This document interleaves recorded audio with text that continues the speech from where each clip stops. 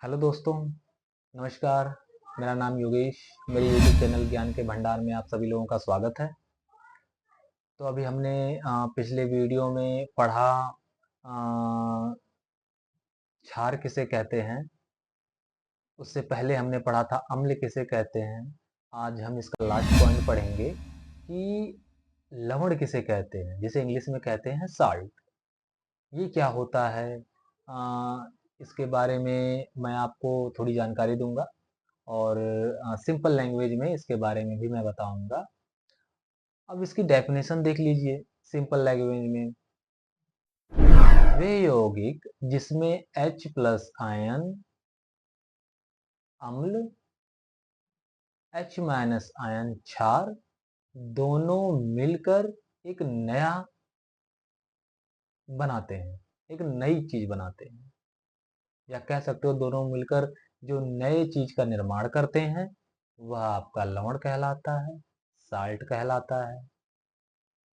जैसे हो गया, अगर हम इसको एक परिभाषित करें, एक उदाहरण ले तो Na प्लस हो गया और Cl माइनस हो गया।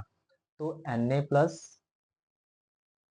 Cl माइनस, तो Na plus Cl equal to NaCl। तो ये हो गया लवण, सॉल्ट जिसे हम कहते हैं, NaCl जिसे कहते हैं नमक हम कहते हैं। और फिर से मैं आपको एक बार बता देता हूँ, लवण वे यौगिक जिनमें H प्लस आयन और H माइनस आयन दोनों को मिलाकर एक नया यौगिक बनाया जाता है, वह आपका लवण कहलाता है। या ये कह सकते हो आप सिंपल सा, अम्ल और क्षार दोनों को मिलाकर लवण बनता है। ये सिंपल सा भी कह सकते हो कि सॉल्ट किसे कहते हैं। तो आप सिंपल सा एक लाइन में जवाब दे दीजिए कि अम्ल और क्षार को मिलाकर हम लवण बनाते हैं। और सिंपल सा उदाहरण में दे दो, Na प्लस Cl माइनस। अब दोनों को ऐड कर दो तो NaCl हो गया आपका, तो नमक हो गया आपका। सिंपल सा, बस ज़्यादा पढ़ना है नहीं, शॉर्ट फॉर्म में हमें याद हो गया। ये हम अगर इतना भी लिख देंगे तो काफ़ी है इन सब चीज़ों के लिए।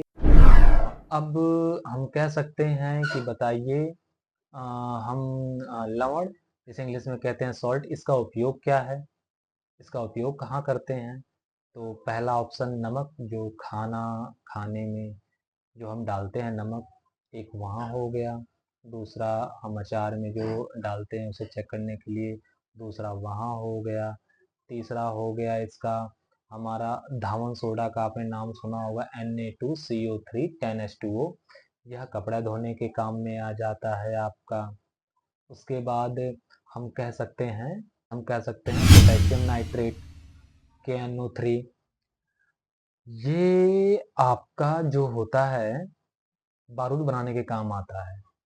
तो तीन उदाहरण इसके भी आप ले लो, ये भी सिंपल सा हो जाएगा आपका।